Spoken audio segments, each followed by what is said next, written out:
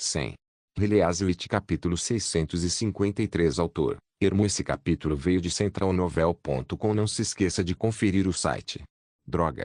Yorko não sabia o que havia acontecido do lado de fora, mas definitivamente não era algo bom. Aqui não deveria ser um lugar seguro. Ele xingou outro milhões de vezes em pensamento. Será possível que eu não possa ter paz? Eu nunca mais faço nada para outro. Yorko olhou ao redor e tentou encontrar algo para se defender, mas não havia armas no local, exceto por algumas ferramentas de tortura para escravos. Nesse momento, alguém empurrou a porta e entrou. Yorko se ajoelhou no chão sem nenhuma hesitação e disse: "Por favor, poupe minha vida. Eu te darei qualquer coisa." Contudo, a pessoa não parou, e sim avançou em sua direção para atacar. Yorko subconscientemente abaixou a cabeça e se inclinou para o lado, tentando se esquivar do ataque. "Não, Ami!" Ami gritou. Após o grito de Ami, Yorko sentiu uma brisa passar por suas bochechas. Ao olhar para o lado, ele notou que um pedaço de madeira, aparentemente a perna arrancada de alguma cadeira, havia parado a centímetros de seu rosto. Ele provavelmente teria desmaiado se tivesse sido atingido por isso. Em seguida, Ami o agarrou pelo ombro, virou-o de costas e o pressionou contra a cama. "Ele machucou você?" A voz dessa pessoa soava um pouco rouca, e era difícil distinguir se era homem ou mulher. Ele disse: "Queria me ajudar a sair daqui." "Você foi enganada de novo, Ami." Ela disse enquanto balançava a cabeça. Em seguida, ela torceu os braços de Yorko para trás e o amarrou habilmente. "Você acha mesmo que ele iria salvar uma bruxa desconhecida depois de pagar 4.000 moedas de ouro? Isso não é pouco dinheiro. Isso é mais do que seu pai poderia juntar em toda a vida dele." É mesmo. Essa tal de Annie provavelmente era aquela pessoa que estava disputando com ele no leilão, já que sabia do preço tão claramente. Contudo, como ela conseguiu reconhecer Yorko e segui-lo até o aposento número 76 sublinhado? Pelo que Yorko se lembrava, só o palco estava iluminado por aquelas pedras mágicas. A área da plateia estava escura, e era difícil enxergar o rosto das outras pessoas. Yorko sabia que essa era uma questão de vida ou morte e que ele precisava usar sua persuasão para sair dessa enrascada. "Eu não menti para ela. Eu sou o embaixador do reino de Castelo Cinza, e salvar essa bruxa é a ordem do rei." "Embaixador do reino de Castelo Cinza?" Yorko logo soube que sua abordagem havia funcionado quando sentiu a mão da bruxa afrouxar um pouco. "Sim, você já ouviu falar de Roland Wimbledon? O quarto filho do rei Wimbledon III, rei de Castelo Cinza. Ele é gentil com as bruxas. Ele acredita firmemente que não há diferenças entre as bruxas e as pessoas comuns, e ele até mesmo travou uma guerra contra a igreja para que as bruxas pudessem viver livremente em seu território. É tudo verdade. Eu juro. Talvez ela não saiba quem é Roland, mas com certeza ela deve ter ouvido falar que a igreja foi derrotada pelo reino de Castelo Cinza na Serra do Vento Congelante. Afinal, Will saiu espalhando essa notícia por todo lugar." Ele pensou. A igreja sempre havia sido o maior inimigo das bruxas, então quem quer que a derrotasse ganharia o respeito e apreço das bruxas. A mão que o segurava pelas costas relaxou mais que o esperado. Em seguida, ele foi virado e levantado da cama. Agora Yorko conseguia ver o rosto da invasora. Annie.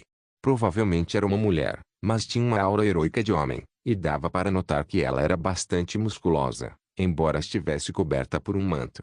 Suas sobrancelhas impetuosas eram levemente curvadas para cima, e seus olhos pareciam cheios de vigor.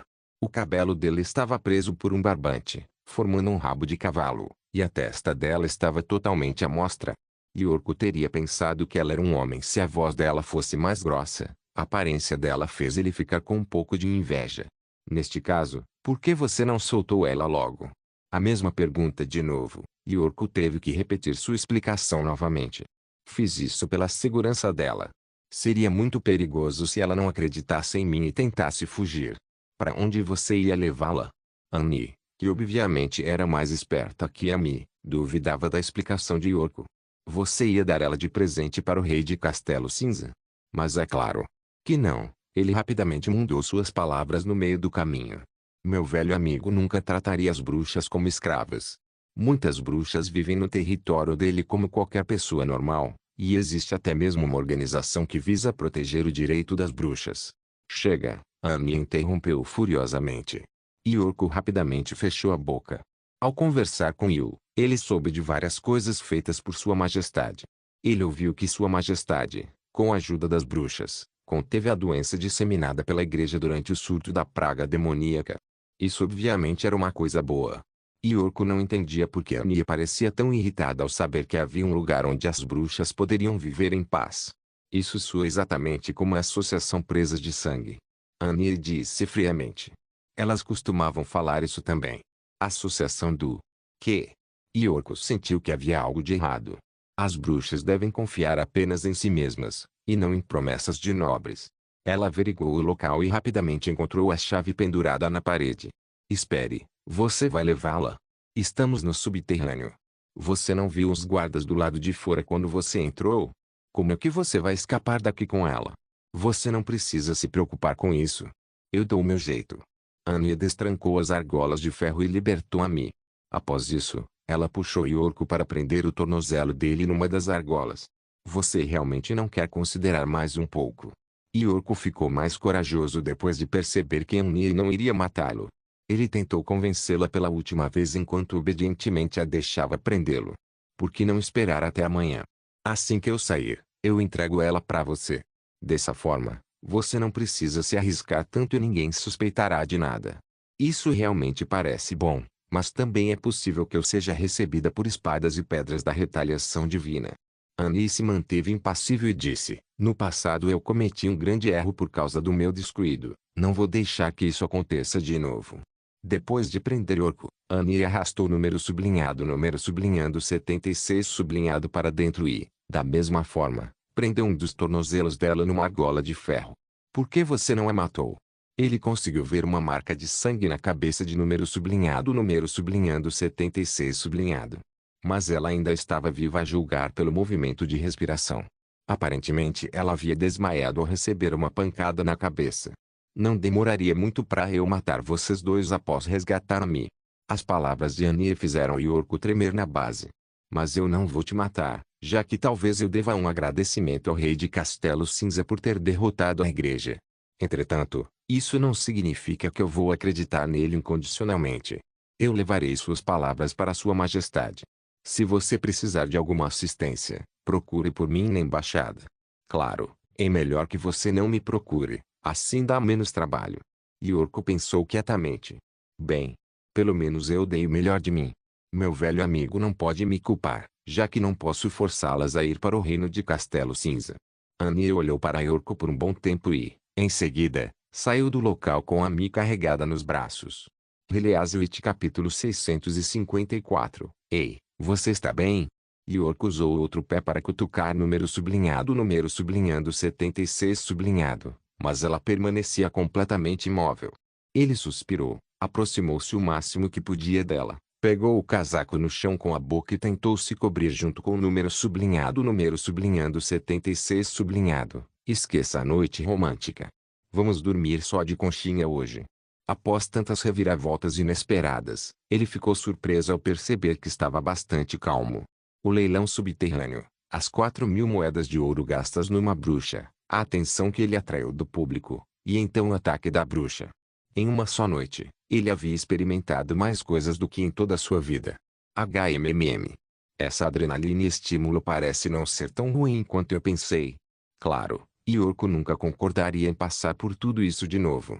Já era meio-dia do dia seguinte quando um servo dos mercadores negros encontrou eles. Em seguida, Yorko foi transferido rapidamente para um aposento espaçoso e confortável. Não apenas serviram pão fresco e suco a ele, como também ele recebeu serviços especiais das servas.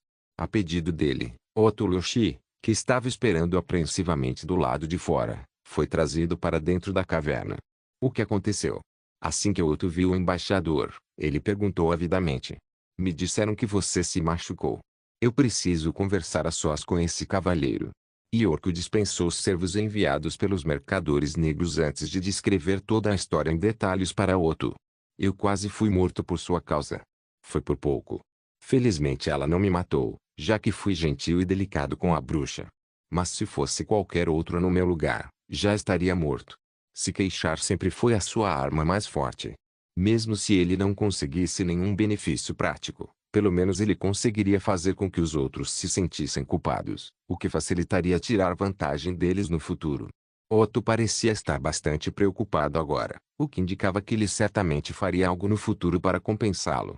Como esperado, Otto pareceu bastante inquieto e disse: "Isso aconteceu devido à minha negligência. Eu certamente te compensarei quando retornarmos. E quanto às 4.000 moedas de ouro? A bruxa escapou do seu aposento. E esse é o território dos mercadores negros. Então eu aposto que eles não vão cobrar pela bruxa. Em outras palavras, você economizou bastante dinheiro. Afinal, a bruxa foi salva, e você não vai precisar gastar nada." Yorko brincou. Otto forçou um sorriso e disse: "Sim. Nós de fato economizamos muitas moedas de ouro." Yorko de repente se lembrou do que número sublinhando 76 sublinhado havia falado para ele. O senhor só precisará pagar 500 moedas de ouro para os mercadores negros. O senhor quer me comprar? Se comparadas às 4.500 moedas de ouro parecia ser um número mais razoável. Seria uma boa ele deixar o outro pagar essas 500 moedas de ouro como uma compensação pelo choque que ele passou. Quando Yorko estava prestes a falar, a porta do quarto de repente foi aberta. Um homem com uma máscara prateada entrou, acompanhado de 2 atendentes. Ele parecia ser muito velho, já que havia bastante cabelo branco em sua cabeça. Ele vestia um traje de seda folgado, com a imagem estampada da cabeça de um dragão negro no peito. "Eu sou responsável pelo leilão. O senhor pode me chamar de Máscara Prateada", ele disse enquanto se curvava levemente. "Os mercadores negros pedem desculpas pelo ocorrido. Felizmente, o senhor não se machucou seriamente nesse acidente. Nós já começamos a investigar como a bruxa fugiu, e entraremos em contato com o senhor quando a encontrarmos. Nós não descontaremos nenhum valor da carta negra, a não ser que a encontremos e a devolvamos para o senhor. Claro, isso se o senhor ainda estiver interessado nela." "Ah, entendo." Yorko tossicou, limpou a garganta. Afinal, ele, ao invés de Otto Olochi, foi aquele que comprou a bruxa, então ele tinha que continuar fingindo interesse nela. "Eu quero ela a qualquer custo. A compra que fiz ainda está de pé. Como desejar. A propósito, me pergunto como a vassoura conseguiu entrar no leilão. Ela sequestrou uma das convidadas e assumiu o lugar dela. Há pouco tempo, nós encontramos 2 vítimas amarradas que tiveram suas cartas negras e cartões de convite roubados, o que indica que há mais de uma pessoa envolvida nisso." Máscara Prateada respondeu. "Mais de uma?" "Sim, esse foi um ato premeditado." Máscara Prateada assentiu com a cabeça. "Não imaginávamos que a bruxa tinha outras cúmplices, ou que elas se atreveriam a lançar uma investida sob a intensa perseguição do Reino do Alvorecer. A invasora que te atacou deixou alguma pista?" "Não. Ela fugiu após ouvir que eu era o embaixador de Castelo Cinza." Yorko deu de ombros e disse: "Os mercadores negros nunca pensaram numa melhor forma de checar a identidade dos convidados. Se qualquer um pode entrar apenas tendo um cartão de convite, receio que essa não seja a primeira vez que algo assim acontece, não é?" "O senhor está absolutamente correto."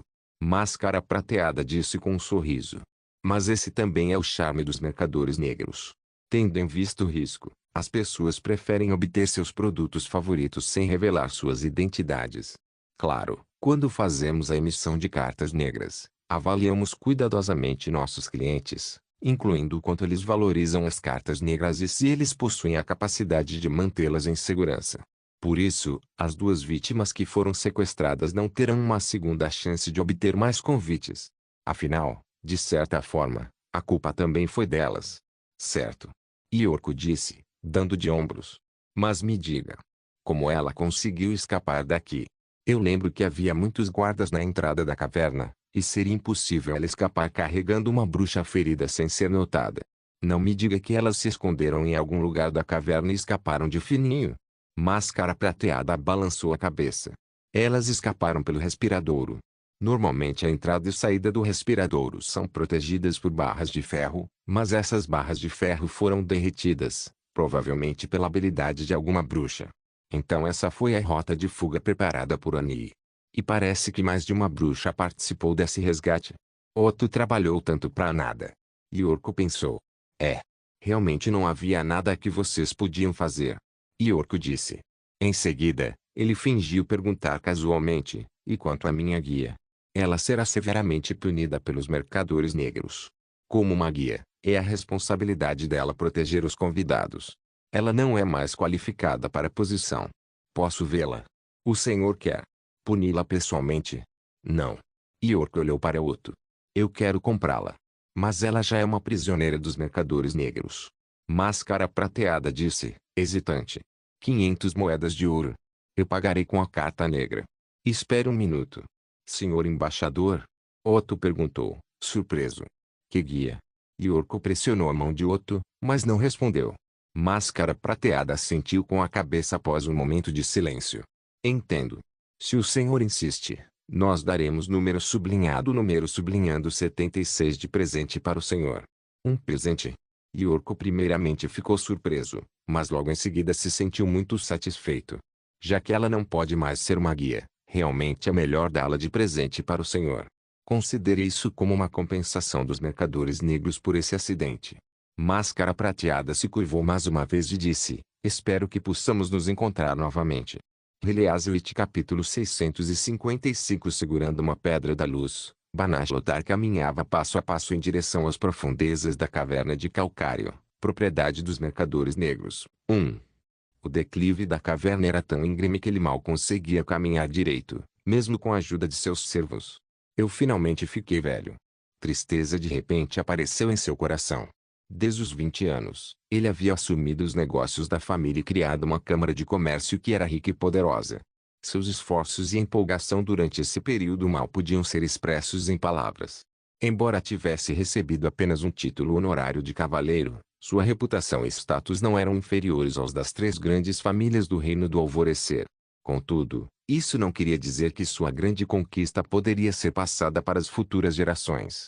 Apesar do contínuo crescimento da Câmara de Comércio, a fundação dela precisava de estabilidade. Durante os últimos anos, visando a consolidar a força da Câmara de Comércio, vários comerciantes poderosos, e até mesmo os nobres da alta estirpe, foram convidados para integrar-se à Câmara. Enquanto ele estivesse vivo, essas pessoas seriam apoiadores confiáveis ou ferramentas necessárias. Mas e quando ele morresse? Essas pessoas estariam dispostas a permanecer em suas respectivas posições? Essa era uma pergunta que nem precisava de resposta. Banash tinha 5 filhos e uma filha, entre eles o mais notável era o seu 4º filho, Victor Lothar. Embora Victor tivesse apenas 21 anos, ele havia demonstrado um talento extraordinário para negócios. Mas com tal idade, ele não conseguiria dominar aqueles espertalhões. A Câmara de Comércio não era uma propriedade privada dos Lothars. Portanto, se ele forçasse os parceiros de negócio a aceitarem Victor como novo chefe, com certeza seu filho enfrentaria uma forte oposição. Quando isso acontecesse, a Câmara de Comércio seria quebrada em pedaços, ou pior ainda, seus filhos poderiam perder a vida. E se ele abandonasse a enorme Câmara que ele havia dedicado toda a vida para criar? Banash realmente não estava disposto a fazer isso. Por ter ficado distraído pensando nisso, ele de repente escorregou. Senhor, tenha cuidado. Os servos em volta dele imediatamente o seguraram pelo braço. Obviamente, seu corpo havia perdido o vigor da juventude. Ele já tinha 69 anos. Quantas vezes mais ele conseguiria caminhar num declive tão íngreme quanto esse? Ele tinha que se apressar. Quando ele pensou na promessa feita pelo oráculo, chamas de esperança foram acesas em seu coração novamente. Somente ao se tornar um deles, Banash conseguiria resolver para sempre esse problema que parecia sem solução. Gradualmente, o declive foi ficando mais plano, e o ar, mais úmido. Banash ouviu vagamente o som da corrente subterrânea de água colidindo com as paredes rochosas da caverna, e a cada passo que ele dava, o barulho ficava mais forte. Honestamente, ele não gostava deste lugar, que apesar de ser secreto, não passava uma sensação de segurança. Ele temia que algum dia essa água subterrânea fosse quebrar as paredes da caverna e inundá-la completamente. Aliás, muitos casos similares já haviam acontecido nesse grupo de cavernas. Vários túneis haviam se transformado em lagos profundos devido ao fluxo inverso da corrente subterrânea e, por fim, tiveram que ser fechados. Os mercadores negros ocupavam apenas uma pequena parte do grupo de cavernas. Se Banash tivesse tempo suficiente, ele poderia transformar esse grupo de cavernas numa verdadeira cidade subterrânea. Quando ele chegou no fim do declive, o local imediatamente ficou sombrio. A pedra da luz ainda brilhava, mas não irradiava uma luz forte o bastante para ele enxergar as paredes de ambos os lados da caverna, já que o tamanho da caverna de repente ficou muito, mas muito maior que antes. O barulho da corrente subterrânea de água ficou extremamente alto. Parecia que havia uma cachoeira debaixo de seus pés. Na caverna profunda, duas chamas amareladas brilhavam à distância.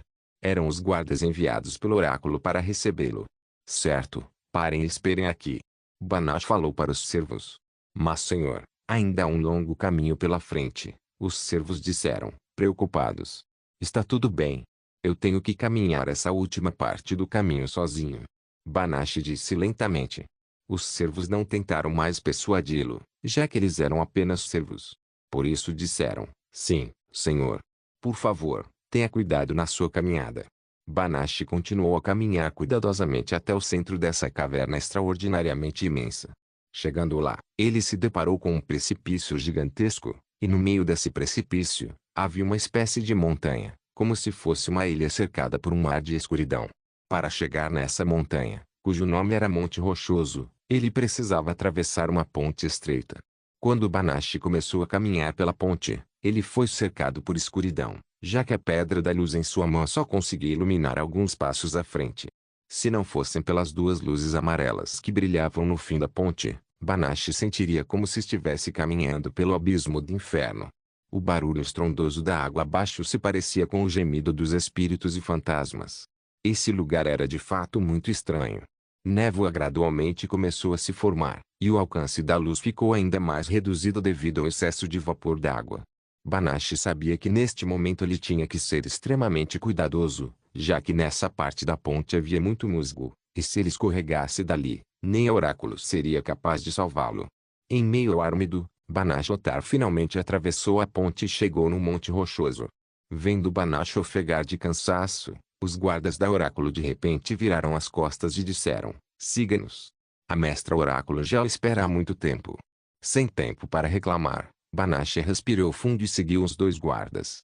O topo do Monte Rochoso tinha aproximadamente 100 passos de largura, 50 metros, e o local onde ele se encontraria com a oráculo situava-se dentro do Monte Rochoso. Antes de pisar nas escadarias que desciam em espiral pelo Monte Rochoso, Banach notou que atrás do monte havia outra caverna bastante espaçosa que estava alinhada com a caverna que ele havia passado antes de atravessar a ponte. 2. Essa caverna ficava muito mais próximo do Monte Rochoso. Sob a luz da pedra mágica, ele notou que a superfície dessa caverna era muito lisa, como se tivesse sido escavada pelos homens. Banach tinha quase certeza que os guardas da oráculo haviam entrado no reino do alvorecer por meio dessas passagens subterrâneas. Quando Banach finalmente chegou no interior do Monte Rochoso, ele mal conseguia permanecer em pé de tanto cansaço. Felizmente, o oráculo não se importaria com a sua postura quando o encontrasse.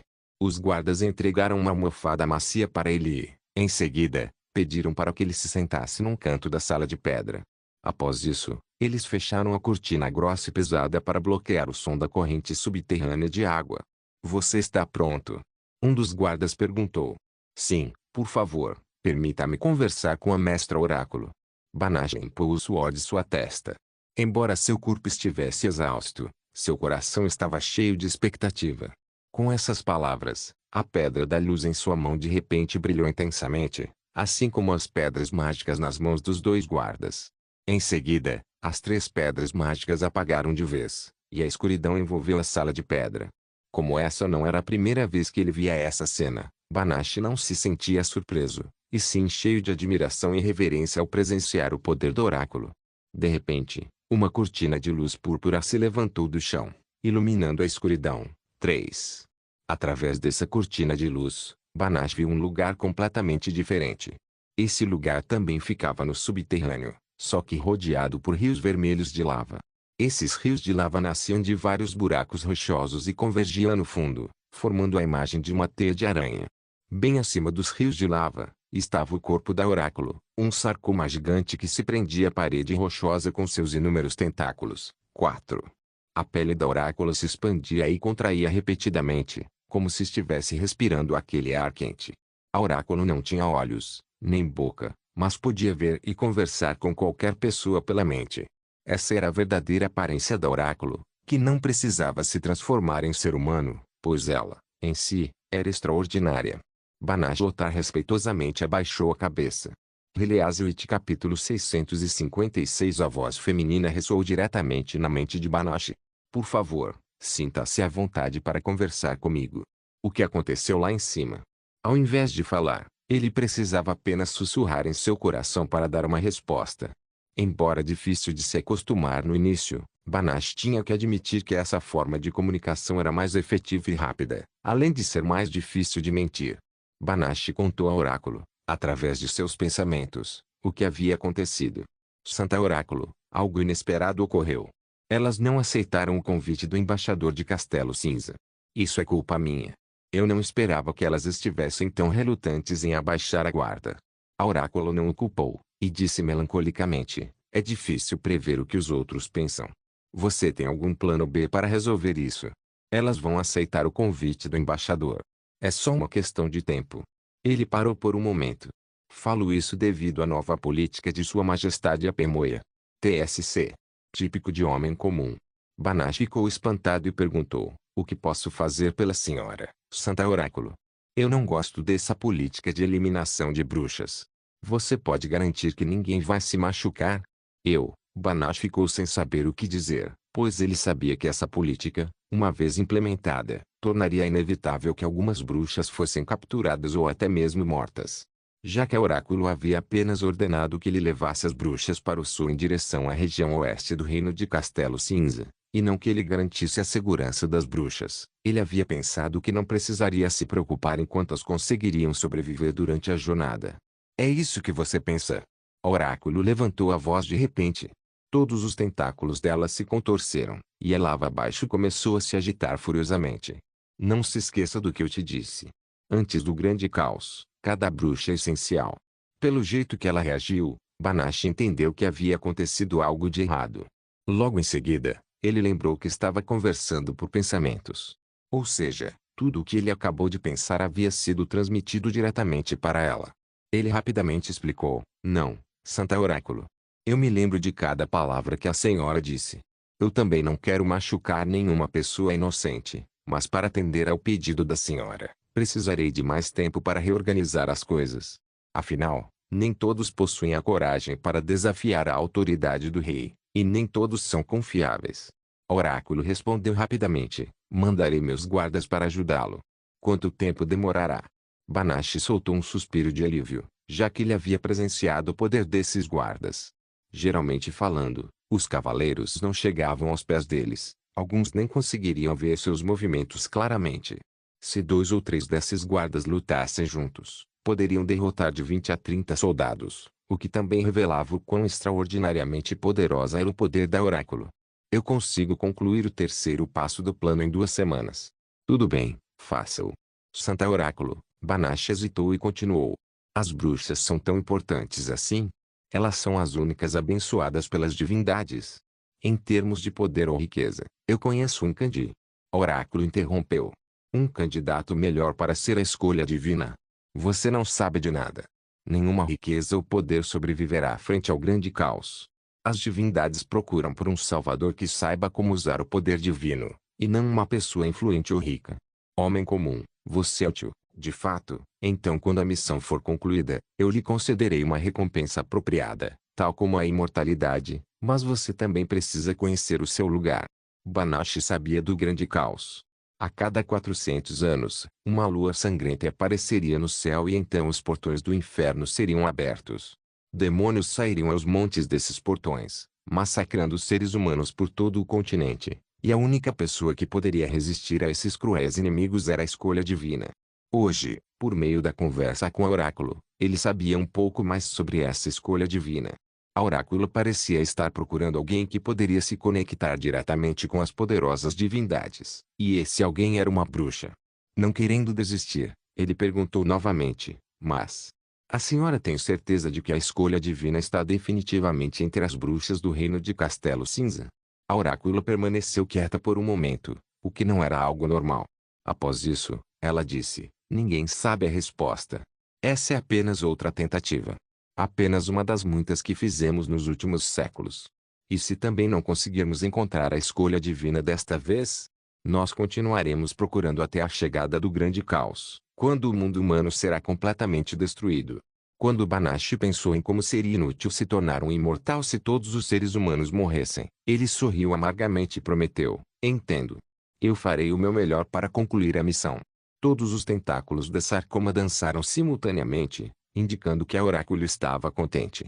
Tem outra coisa que eu quero perguntar. É verdade que a igreja foi derrotada? Desde que a notícia de que a igreja havia sofrido uma derrota cachapante chegou no Reino do Alvorecer, a oráculo havia se mostrado especialmente interessada nesse assunto. Ela até mesmo havia ordenado que Banashee mandasse seus homens para a Serra do Vento Congelante, a fim de confirmar a veracidade da informação. Sim, no sopé da Serra do Vento Congelante, o campo de batalha ficou tão destruído que parecia ter sido pisoteado por incontáveis bestas demoníacas, com buracos imensos por todo lugar. Também havia milhares de túmulos espalhados. Segundo os nativos, o rei de Castelo Cinza havia queimado os cadáveres dos guerreiros da igreja e os enterrado logo em seguida. Já os soldados mortos do exército dele foram levados para a região oeste a fim de receberem um enterro digno. Comerciantes que passaram pelo platô de Hermes nos contaram que a prosperidade já não habita mais na cidade sagrada, e que apenas o silêncio mortal impera lá. Ouvindo isso, a voz da oráculo imediatamente ficou suave. Então esse é o fim delas. Após um momento, ela rapidamente se recuperou e disse: isso é tudo por hoje. Estou cansada. Sim, Santa Oráculo. A cortina de luz desapareceu como uma maré vazante, deixando-os na escuridão. Em seguida, as pedras mágicas acenderam, iluminando a sala de pedra. Tudo o que havia acontecido parecia ter sido um sonho. Um guarda se aproximou de Banashee e passou um frasco de porcelana para ele, dizendo: aqui está sua medicina. Beba. A Santa Oráculo ficou muito satisfeita com o seu trabalho recente. Obrigado, Santa Oráculo. Bastante empolgado, Banashee pegou o frasco e bebeu um líquido contido dentro.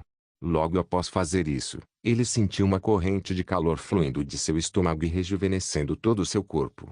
Essa medicina poderia fazer ele se sentir mais forte e cheio de energia, mas esse efeito não duraria para sempre. E também não expandiria o seu tempo de vida. Segundo o que a oráculo havia dito, essa medicina poderia apenas melhorar sua saúde, aliviar sua fadiga e restaurar o vigor de seu corpo num curto espaço de tempo. Ela também havia dito que antes de ele receber a imortalidade, ele precisava tomar esse medicamento para fortalecer seu corpo frágil. Caso contrário, a forte dor durante o processo que o tornaria imortal o rasgaria em pedaços.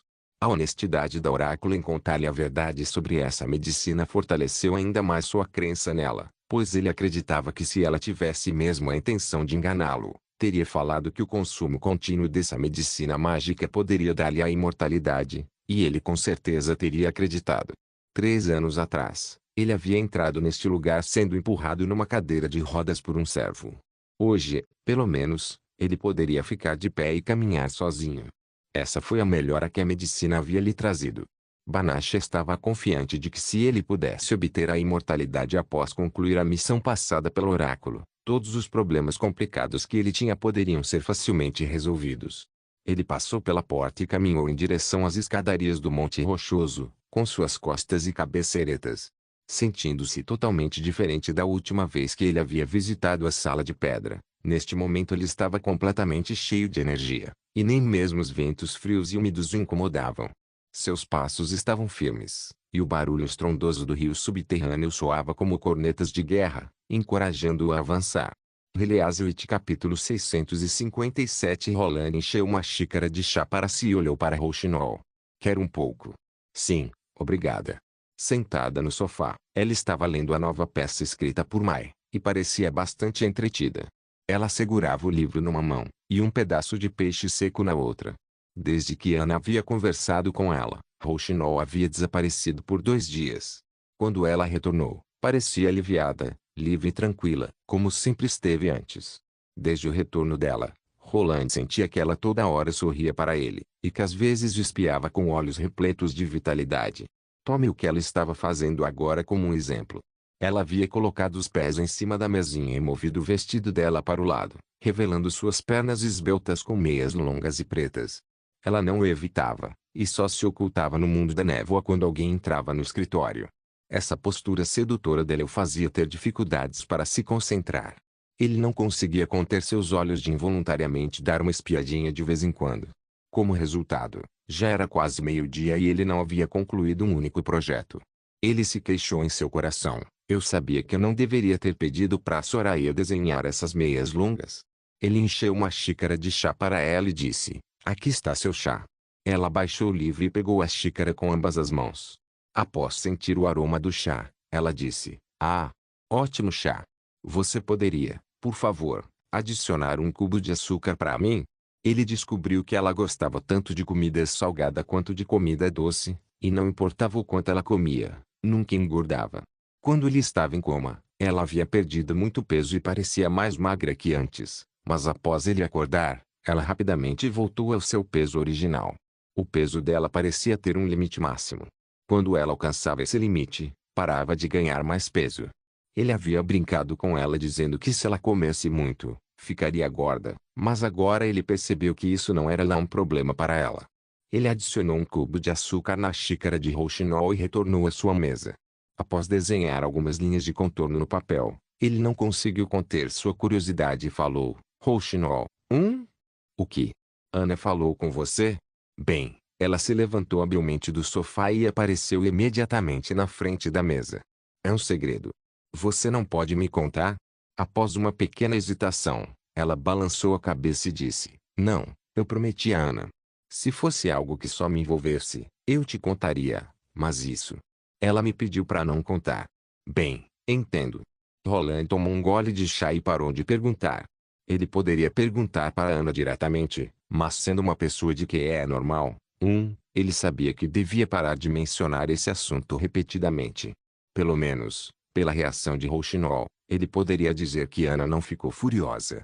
Quando ele pegou a pena de escrever novamente, rouxinol de repente disse: obrigada. O quê? Roland ficou atônito e olhou para cima. Seus olhos se encontraram com os dela. Sob a luz do sol de outono, os cabelos longos e dourados de rouxinol pareceram brilhar. A pele dela reluzia, e seu rosto irradiava uma beleza sem igual. O tempo pareceu parar naquele momento. Obrigada por contá-lo o que você sente. À tarde, boas notícias vieram do Ministério da Construção, Infraestrutura. A primeira usina siderúrgica, da cidade de Primavera Eterna, uma instalação de fabricação de aço recentemente desenvolvida por Roland, foi concluída na montanha da encosta norte. Apesar de ser chamada de usina siderúrgica, a instalação se parecia mais com um simples galpão de ferro com equipamentos novos e grandes dentro. Diferente dos fornos anteriores, esses equipamentos eram feitos de puro aço e cobertos por um revestimento resistente ao calor. Sua superfície era cinza escura e fosca. Quando Roland chegou na nova área de fornos com os oficiais da prefeitura, esse novo forno já estava cercado por uma larga quantidade de trabalhadores curiosos e experientes. Vossa Majestade, esse forno pode mesmo produzir aço. Eu não vejo o local de aquecimento. Como é que vamos esquentá-lo? Leza do Ministério da Construção havia feito a mesma pergunta antes, mas ainda assim havia construído o forno rigorosamente de acordo com o projeto de Roland. Os componentes do conversor a oxigênio foram todos processados por Ana. Com a ajuda de Beija-Flor, o grande peso do equipamento não havia causado nenhum problema durante a construção, que foi finalizada em apenas uma semana. Roland sorriu e disse: na natureza, o fogo não é a única coisa que produz calor. Prepare os trabalhadores para conduzir o primeiro teste do equipamento. Roland havia comparado os 3 tipos de fabricação de aço mais usados: forno Siemens Martin, 4, conversor a oxigênio, e forno elétrico a arco, 5. Ele primeiramente eliminou o forno elétrico a arco devido à carência de condições necessárias, e decidiu optar pelo conversor a oxigênio depois de ponderar bastante. Com a estrutura mais simples entre as escolhas, um forno Siemens Martin era similar aos fundidores tradicionais em termos de operação, mas também possuía uma desvantagem significativa, que era o consumo de energia. Esse tipo de forno necessitava de uma grande quantidade de combustível, para fabricar o aço, o que definitivamente representava uma ameaça ao suprimento limitado de recursos de energia da cidade de Primavera Eterna. Já que as minas de carvão mineral ficavam localizadas próximo à nascente do Rio Vermelho e a coqueria, Havia sido colocada em operação há pouco tempo, mal podendo suprir a demanda dos altos fornos. Instalar um forno Siemens Martin ocasionaria rapidamente uma forte escassez de combustível. Escolher um conversor a oxigênio evitaria esse problema, já que o processo quase não precisava de combustível. Esse forno mantinha o ferro líquido numa temperatura elevada a fim de dar continuidade ao processo de fundição, usando o calor gerado pela oxidação das impurezas contidas no ferro gusa, tal como o manganês, silício e carbono. As outras desvantagens do forno Siemens Martin incluíam grande ocupação de espaço, tempo longo de fundição. Para fazer o melhor uso do combustível, o forno Siemens Martin também precisava de um regenerador, 8, para pré-aquecer o ar, e consequentemente, uma única remessa de aço líquido demoraria mais da metade de um dia para ser produzida. Em comparação, uma conversora a oxigênio ocupava menos espaço, já que não precisava de equipamentos adicionais, e sua órbita poderia funcionar como uma linha de transmissão para o aço líquido. Ele também era mais eficiente. Cada processo de fundição demorava apenas algumas dezenas de minutos, sendo que o tempo poderia ser reduzido para 15 minutos quando a tecnologia amadurecesse. Com base nesses dois pontos, Roland decidiu escolher os conversores a oxigênio para serem os equipamentos principais na produção de aço da cidade de Primavera Eterna. Por meio de uma esteira rolante movida a vapor, os trabalhadores colocaram os lingotes de ferro bruto dentro do forno, que tinha a forma de uma pera. Ana, faça o fogo. Ela assentiu com a cabeça e subiu pela escada até o topo do conversor a oxigênio. Em seguida, ela invocou o fogo negro e derreteu os lingotes de ferro num curto espaço de tempo. O líquido vermelho quente iluminou o rosto dela. Claro, ele não teria Ana o tempo todo para fazer isso, então ele planejava usar o ferro líquido produzido pelos altos fornos para suprir a produção em massa dessa usina siderúrgica. Foi por esse motivo que ele havia construído essa usina na área de fornos. Ele disse para o líder do time de produção de aço: agora, siga minhas instruções. Insira o cano de sopro, 9, na boca do forno. Essa era a primeira vez que esses trabalhadores operavam um conversor a oxigênio, mas como eles já tinham experiência em operar equipamentos similares, manejar esse cano de sopro era tão fácil quanto tirar doce de uma criança. Com o barulho estrondoso do motor a vapor, o cano de aço lentamente entrou na boca do forno. A outra ponta do cano estava conectada a um tubo de revestimento flexível, que fazia ligação com uma bomba de ar alimentada por um motor a vapor. Quando o ar rico em oxigênio foi propulsado para dentro do conversor a oxigênio, chamas violentas foram cuspidas da boca do forno, acompanhadas de uma enorme quantidade de faíscas, parecendo fogos de artifício. As chamas eram tão fortes que as pessoas ao redor nem conseguiam olhar diretamente. Todos os oficiais ficaram maravilhados com essa cena espetacular. Roland ficou com uma sensação de dever cumprido, sentindo o ar quente soprar seu rosto. Ele enxergava essas chamas como um símbolo dos seres humanos entrando numa nova era. Heleazwit capítulo 658. À medida que o ferro líquido esquentava mais e mais no conversor a oxigênio, o silício e manganês eram oxidados continuamente, e logo seria a vez do carbono. A uma temperatura de aproximadamente 1500 graus, o carbono reagiu com o oxigênio no ar, produzindo monóxido de carbono e liberando uma quantidade enorme de calor, fazendo o líquido borbulhar dentro do forno. As chamas cuspidas pela boca do forno neste momento quase envolveram todo o cano de sopro e a esteira.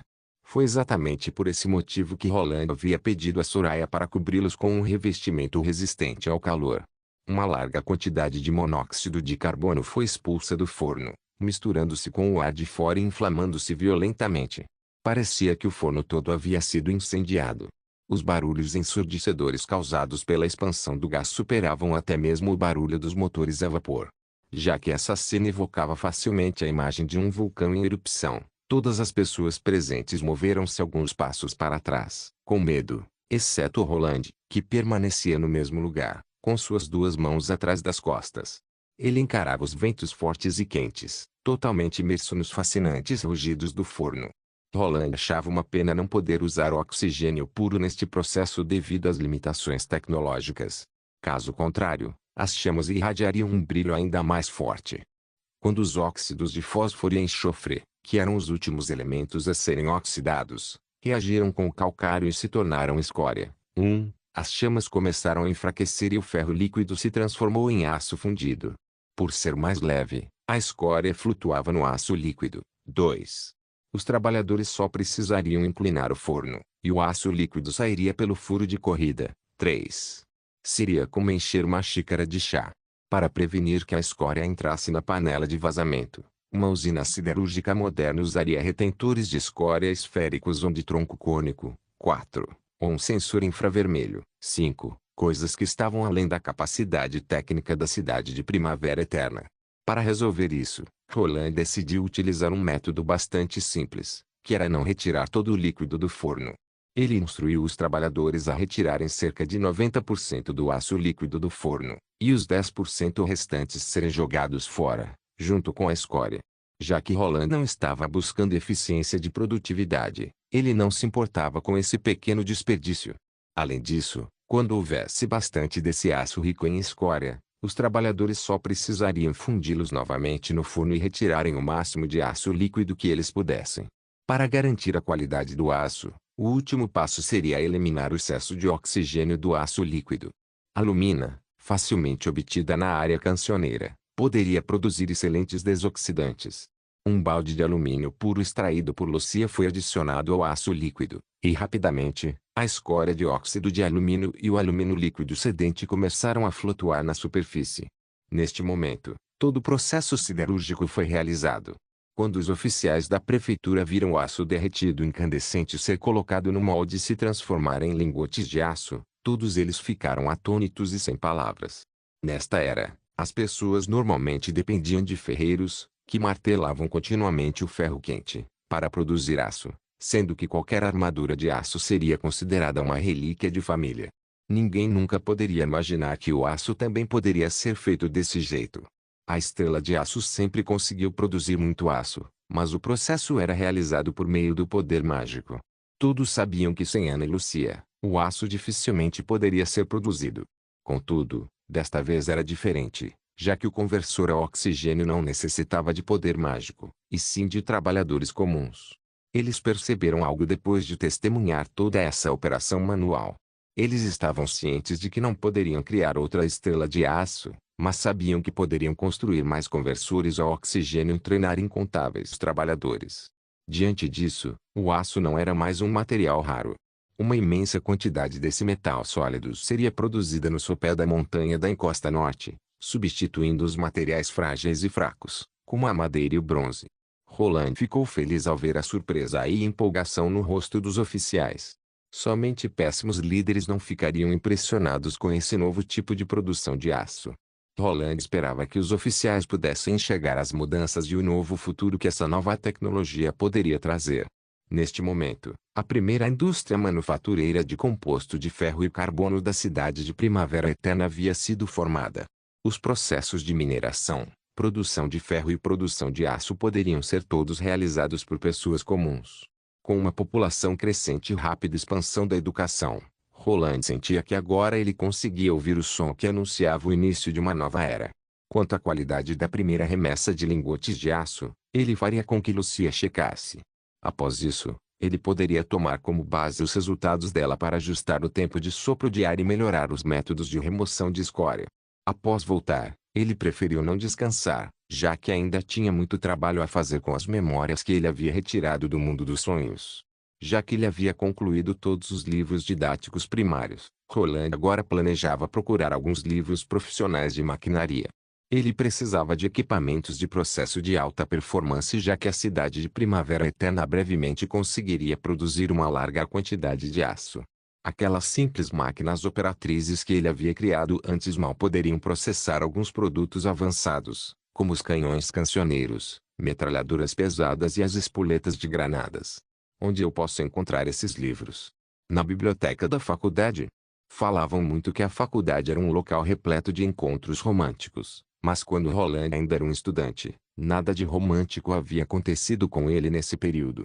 O que ele fez, de fato, foi ter lido muitos livros lá, incluindo vários projetos mecânicos.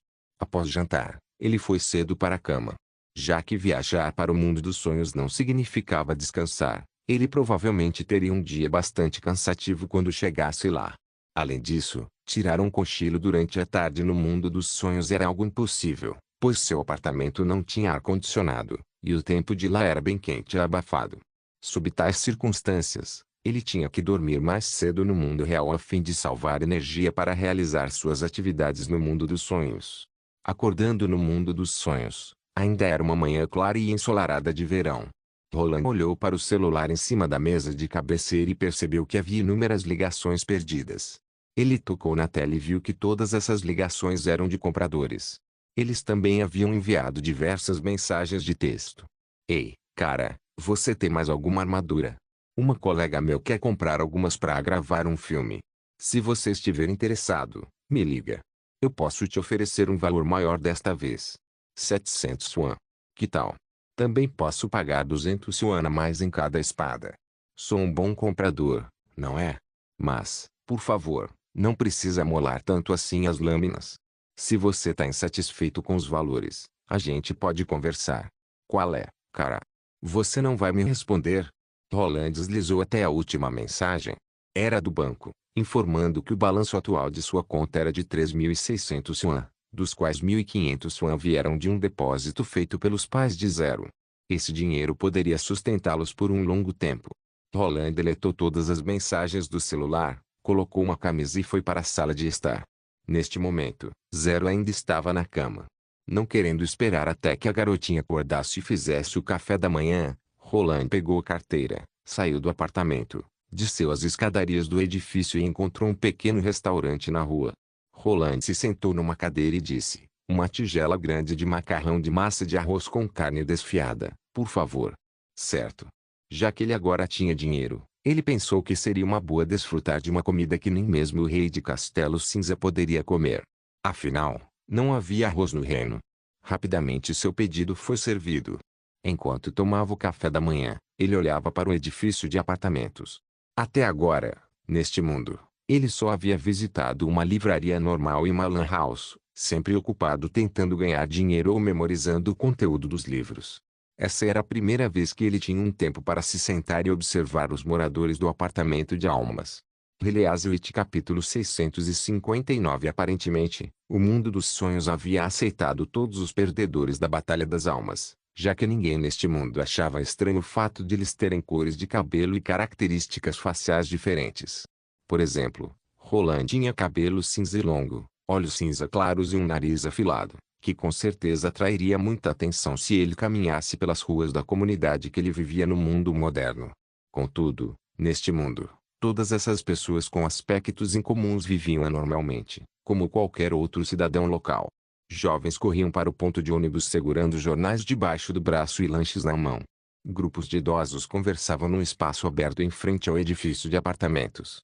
Algumas pessoas alongavam braços e pernas, fazendo exercícios matinais. Outras montavam tabuleiros de xadrez, prontas para jogar com seus amigos. O canto das cigarras, o barulho da cidade, o som das pessoas lendo os jornais, bebês chorando, vendedores ambulantes anunciando seus produtos. Todos esses sons foram levados pela brisa da manhã até os ouvidos de Roland, criando uma sinfonia característica desse edifício de apartamentos antigo. Roland apreciou essa cena repleta de vida. De repente, uma mulher veio correndo pelo passeio da pista. Vendo a mulher, Roland quase deixou Azzy cair sem querer. Para sua grande surpresa, ela era Garcia Wimbledon.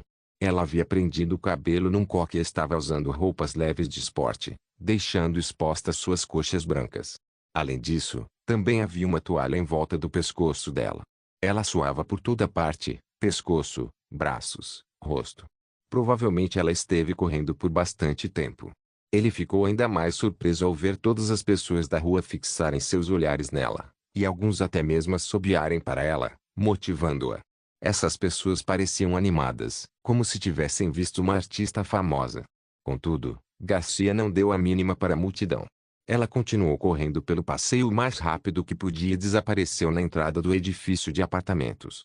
É Garcia, alguém, no mesmo restaurante que Roland estava, exclamou. Agora você acredita no que eu te disse? Se você acordar cedo, terá a chance de vê-la. Sempre que o clima tá bom, ela corre por uma hora aqui. É a primeira vez que eu vejo uma estrela da TV em pessoa. Ela parece muito melhor ao vivo do que na TV. Ah, é. Garcia terá uma partida importante em breve. Eu vou torcer para ela. Espero que ela vença afinal. Claro que ela vai vencer. Ela é um gênio. Todo mundo falava dela, o que deixou Roland atônito. Ele se perguntava por que todos os residentes daqui conheciam Garcia, e o que era essa tal de partida da qual eles tanto falavam. Ele pensou, será que ela é alguma estrela do esporte em ascensão? Para confirmar seu palpite, ele tirou a carteira do bolso após terminar de comer e perguntou ao dono do restaurante, o que está vendo? Aquela mulher que acabou de passar é famosa? O dono do restaurante olhou para ele, incrédulo, e disse, você não mora aqui, né? Todo mundo que mora na rua Tonzi conhece a senhorita Garcia. Ouvindo isso, ele ficou ainda mais curioso e disse ao dono, eu acabei de me mudar para cá. O que ela faz? Ela é uma lutadora marcial, PFFT.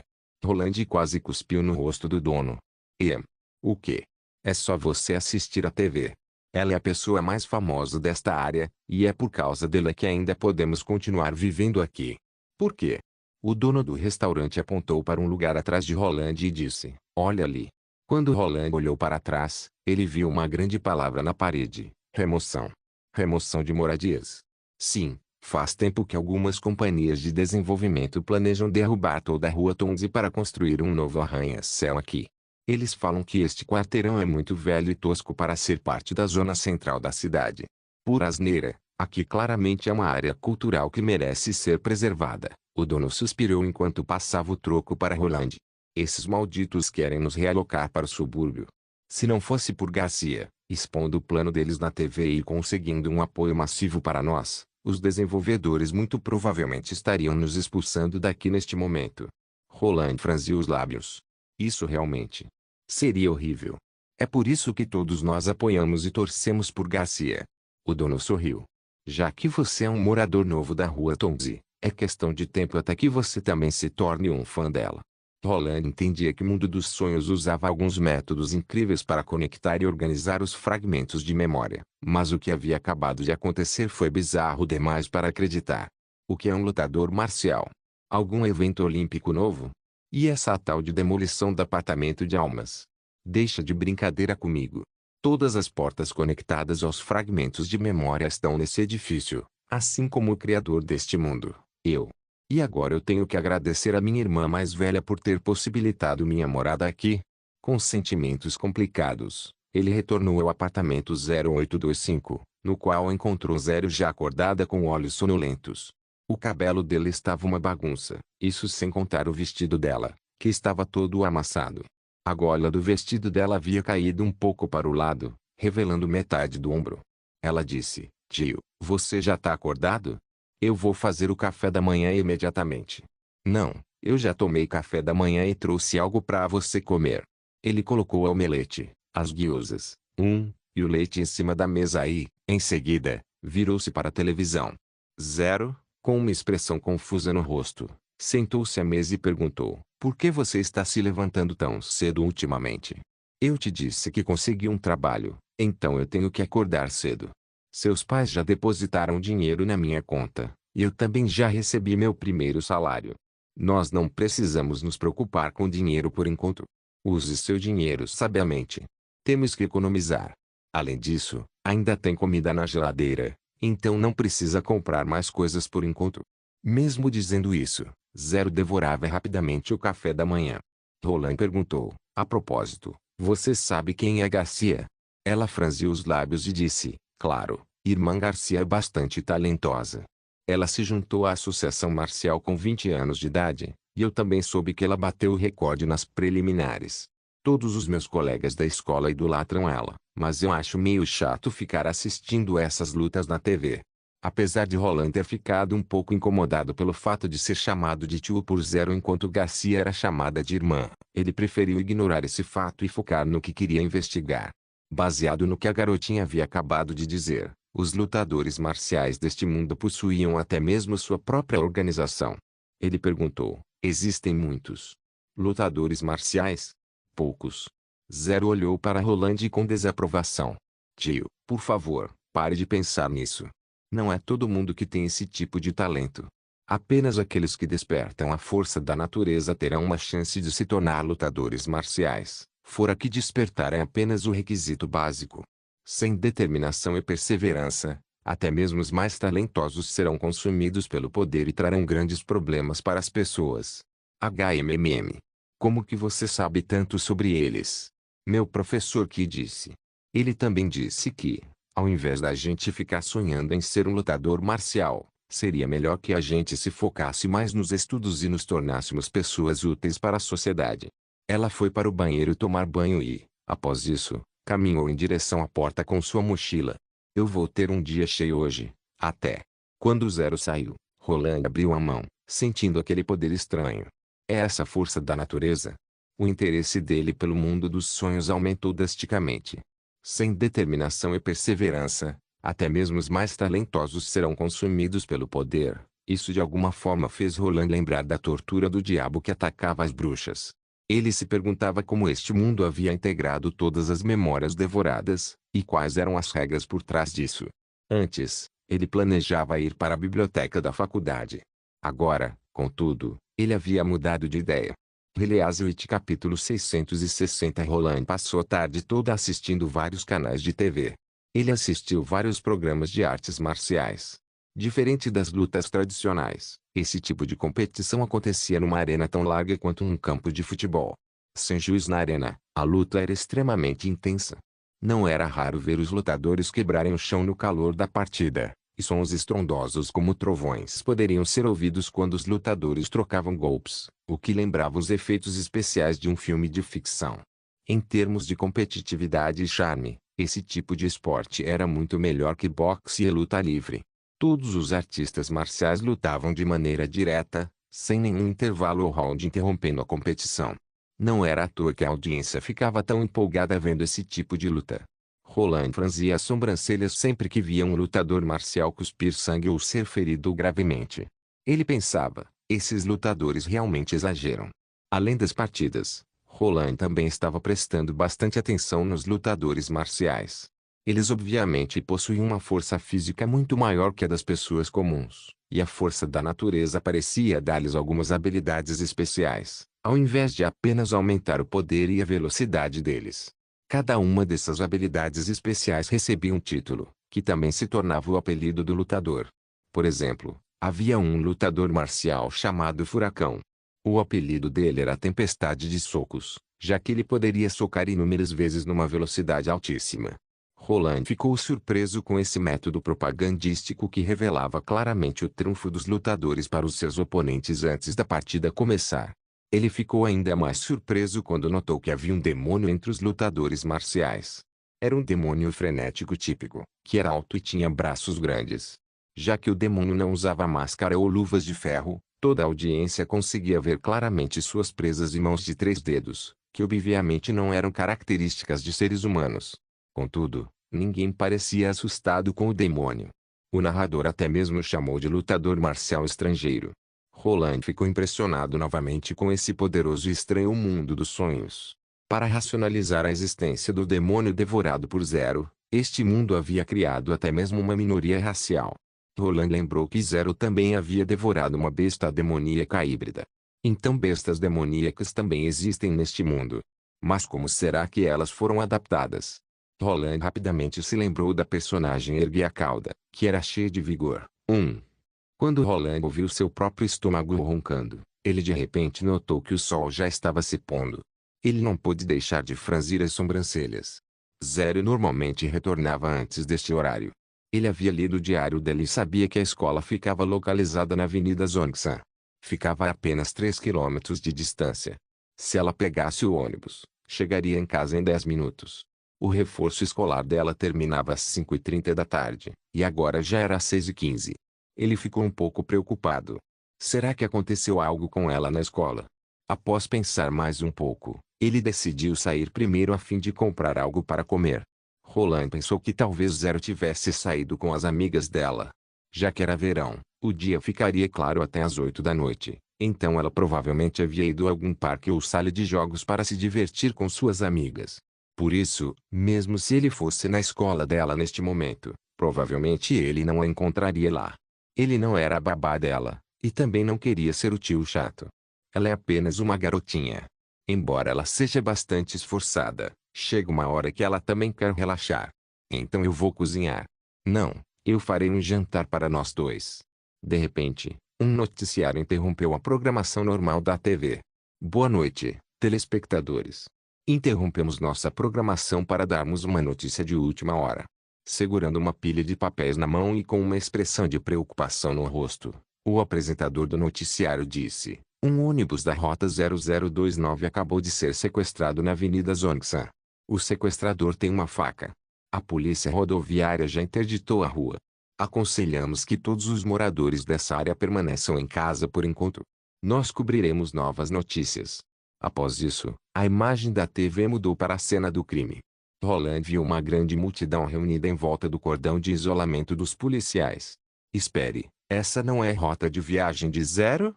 Com esse pensamento, o coração de Roland apertou. Ela tá dentro do ônibus sequestrado. Isso não era uma notícia boa para ele. Ele se preocupava com o que poderia acontecer se uma figura-chave do mundo dos sonhos, como Zero, morresse. Baseado em suas experiências de sonho, quando a subconsciência não conseguia processar algo, ela parava de funcionar. Para evitar causar tamanho impacto na subconsciência, ele até mesmo havia decidido não investigar a família de Zero. Se a subconsciência parasse de funcionar, Roland temia acordar e esquecer de tudo o que aconteceu no sonho. Ele não queria que esse sonho acabasse até que ele conseguisse retirar todas as informações de suas memórias mais profundas. Mais importante ainda, se todos os moradores do apartamento de almas tivessem portas conectadas a fragmentos de memória, como ele havia suposto, ele conseguiria saber mais do mundo real. Também era possível que a morte de Zero não mudasse nada no mundo dos sonhos, mas ele não queria correr esse risco. Com esses pensamentos, ele decidiu ir até o local do crime para ajudar. Roland saiu do edifício de apartamentos e começou a correr pelas ruas congestionadas, sentindo o fluxo de calor circular dentro de seu corpo. Surpreendentemente, ele não se sentiu cansado e conseguiu controlar facilmente cada parte de seu corpo enquanto corria em alta velocidade. Ele se desviou dos pedestres com agilidade e chegou no local em aproximadamente 8 minutos. Ele sentia que esses 5 quilômetros de corrida haviam sido apenas 100 metros. Inesperadamente, quando ele se enfiou no meio da multidão, ele descobriu que o sequestrador já havia sido capturado. Aos choros, o sequestrador contava ao repórter que ele havia feito aquilo por impulso. A multidão respondeu com vaias e xingamentos e, em seguida, começou a se dispersar rapidamente.